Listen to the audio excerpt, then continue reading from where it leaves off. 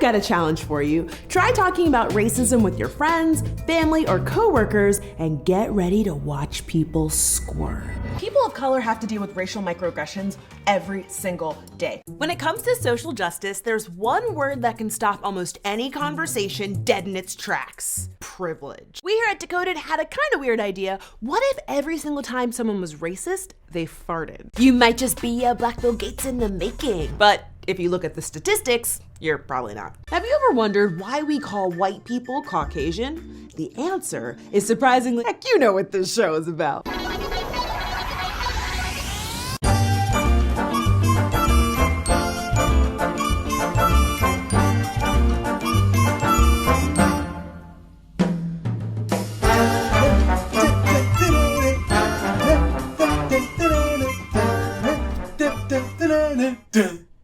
So far on my channel, I spend most of my time with a target set on feminism.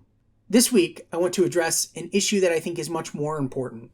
While feminism needs constant attention, because white women are the least marginalized people in our country, with the loudest voices and the broadest reach, racism and race politics are far more serious.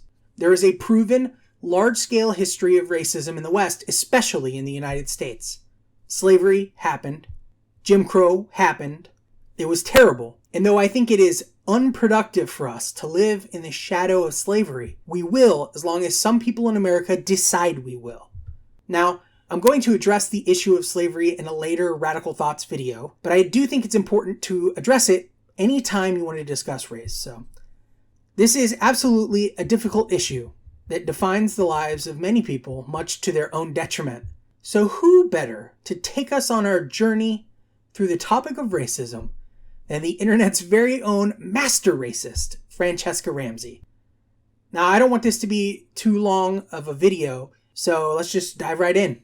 Cheska Lee, take it away. Well, the dictionary defines racism as the hatred or intolerance of another race or races. Well, yes, but racism's a little more complicated than that. The dictionary offers a very simple explanation, because it's just the dictionary. If you want to understand racism, you need to talk sociology, and sociology explains racism as a combination of prejudice and power. Use the dictionary if you're a feminist, but don't use the dictionary if you're a racist. Let me just lock that one in the old noggin because that's priceless. Here's the thing though. One definition of a word does not negate another definition of a word. Okay, both definitions apply. So that's really the most ridiculous thing anybody could have said.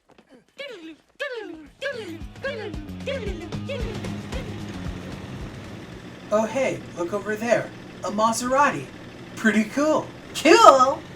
It's 80 degrees outside. It can't possibly be cool. Okay. I was just trying to point out what a nice car it is. Nice? Nice? Really?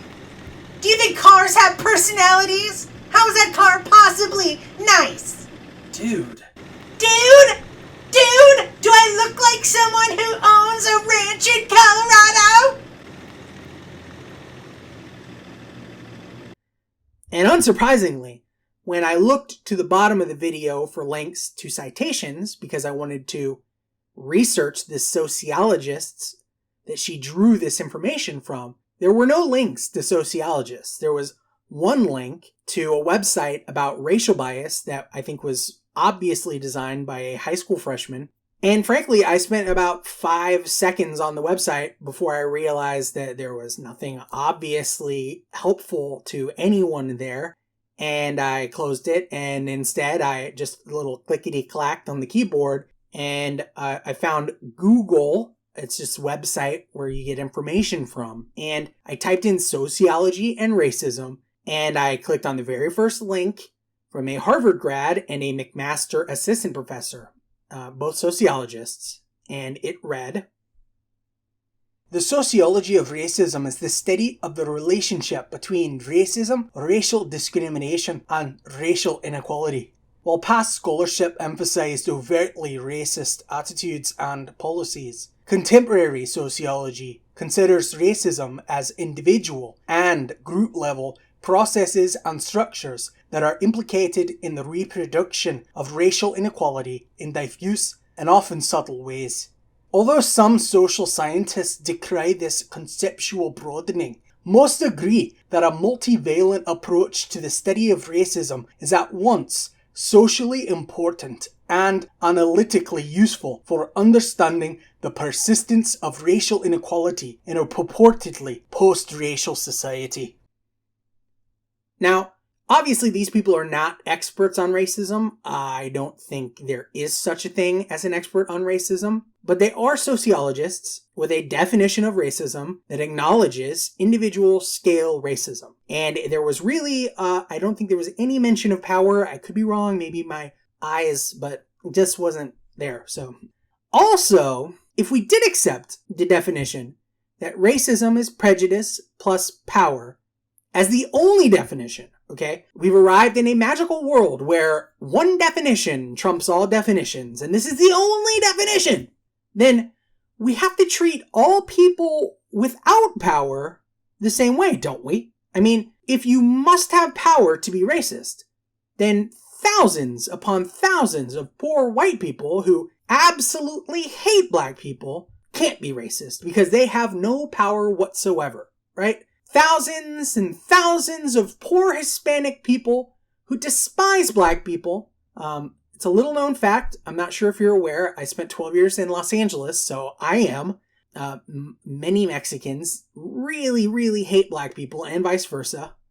Not, whatever, not my business, but that's just the way it is. So if you account for those thousands of poor Hispanic people who hate black people, and they have no power, so they can't be racist, right? I mean, how does a human mind arrive at a conclusion like this? I mean, you can say the government is racist because the government is powerful, right?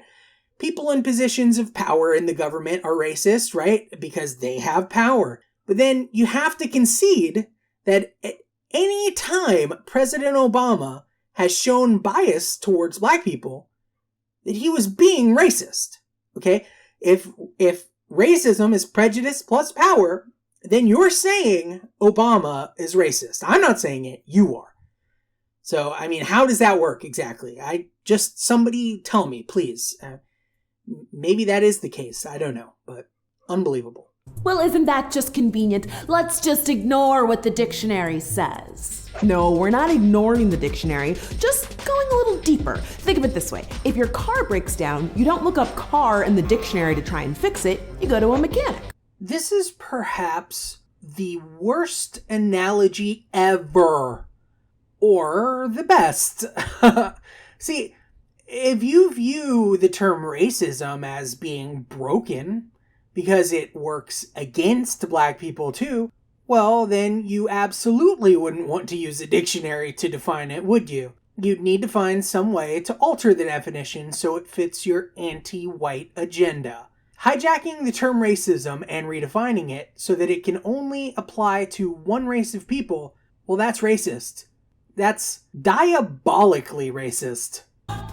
Talking about racism is so exhausting. It's like no matter what I do or what I say, someone's gonna call me a racist. Good people can unintentionally say and do racist things. Racism isn't just burning crosses and racial slurs. It's not always a conscious hatred or dislike. People automatically associate saying something racist with being a bad person.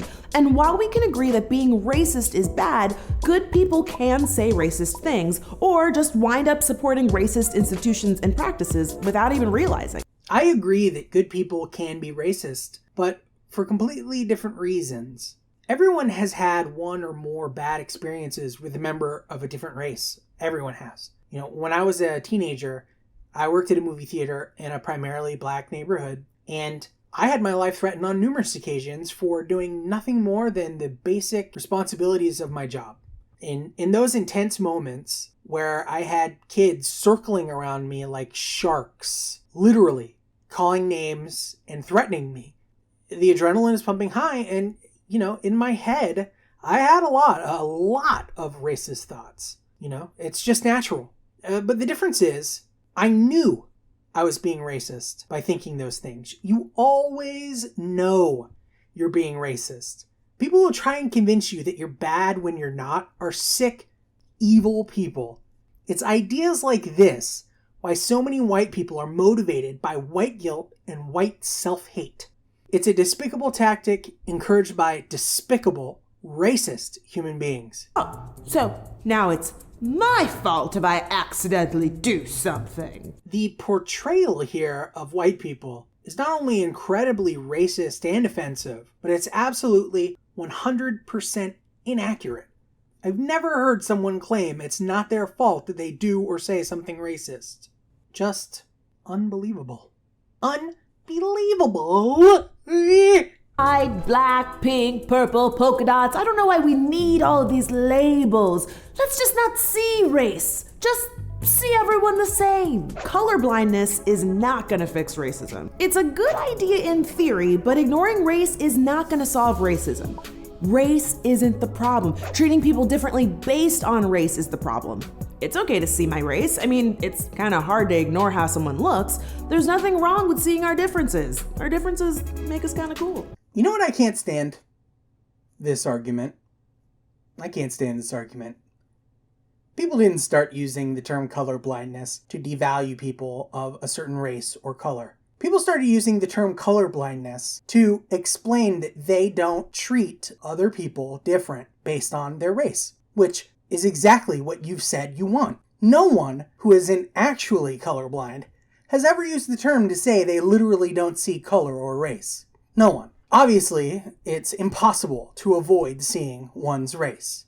But you've taken a term used by a group of people you should be happy exist and labeled it a microaggression to turn good people into villains. Again, to brainwash weak-minded people into believing they are evil. All the while saying, we want you to see our differences, but then labeling anyone who recognizes stereotypes, which are general statements to describe the majority of a group of people, as racist.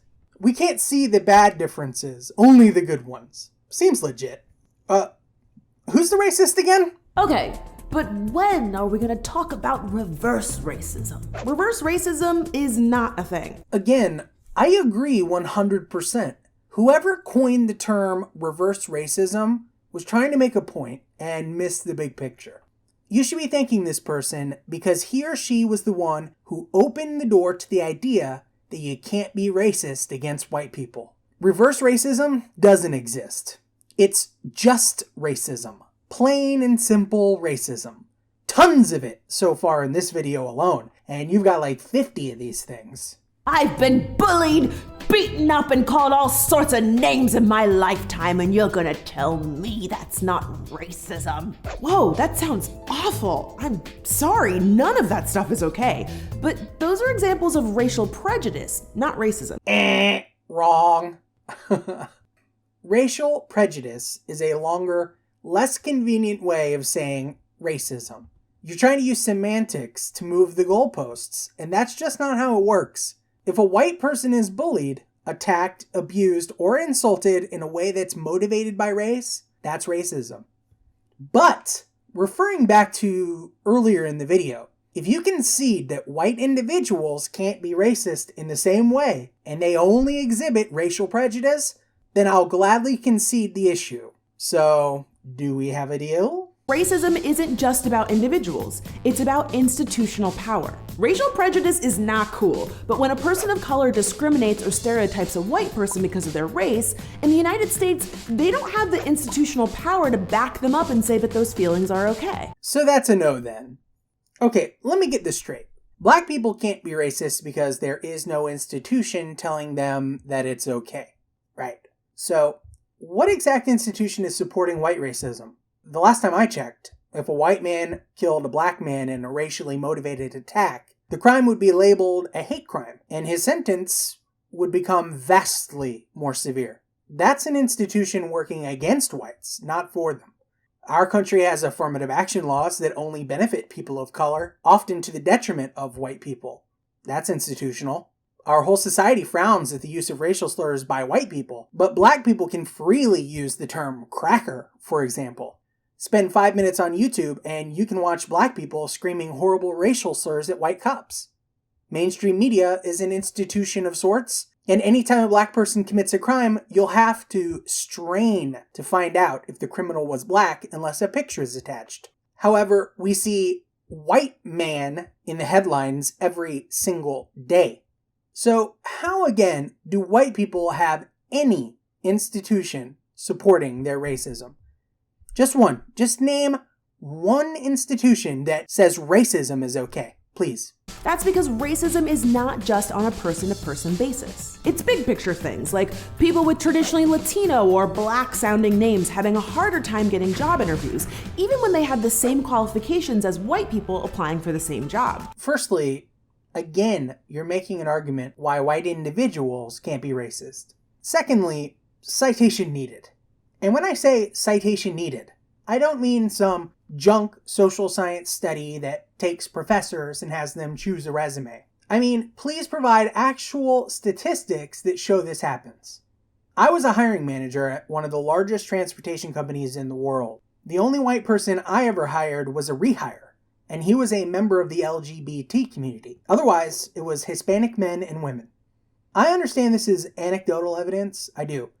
But that doesn't make it invalid unless you have actual statistical evidence to prove that I was an exception to the rule. I'll hold my breath. Or people of color facing harsher prison sentences for petty crimes in comparison to white criminals. This has been debunked a million times, so I'm not going to go hunting for the statistics for you, but it is very easy to find studies and numbers that show the differences in sentencing directly correlate with the fact that many of the black criminals are repeat offenders, and repeat offenders will always receive harsher sentences, as they should. It's also harder for people of color to get home loans, on top of housing discrimination that often keeps them out of predominantly white neighborhoods. I understand that this does happen, even though I grew up in a nice, quote-unquote, white neighborhood with lots of black and Filipino families. It happens. But it's also illegal. If you can prove that you're being discriminated against, then you can sue the company and walk away with enough money to buy 2 houses. So why doesn't this happen? Could it be that there are other reasons the loans aren't given? Poor credit? Low income? Not enough money down? I think we could probably work together to come up with an answer to these questions, but first I'm going to need your citations. Oh, you still don't have any? This is how individual feelings about people of color are supported by institutional power. Prejudice of any kind isn't okay, but it's important to understand that prejudice and racism aren't the same thing. I'm getting good at that. You pointed out ways that institutions supposedly discriminate. Even if you were 100% right, you still haven't shown how this magical evil is then endowed upon individuals, thereby making them racists. One statement does not prove the other. In fact, the two statements have nothing to do with each other at all. And yet, for some strange reason, MTV let you make the assertion anyway. It's almost like an institution is empowering your racism. Strange. Never thought about it like that. Well, you are not the only one. Racism is complicated and overwhelming to think about, even for me. But understanding what racism is and what it isn't is the first step in fighting against it. You know, I've agreed a lot, and I have to say I totally agree here too. Understanding that basically everything Franchesca Ramsey says is racist is incredibly important. Seriously though, this is a big problem. The only way we will ever truly eliminate racism is if we stop allowing one group to make another group their enemies. That's all Decoded does.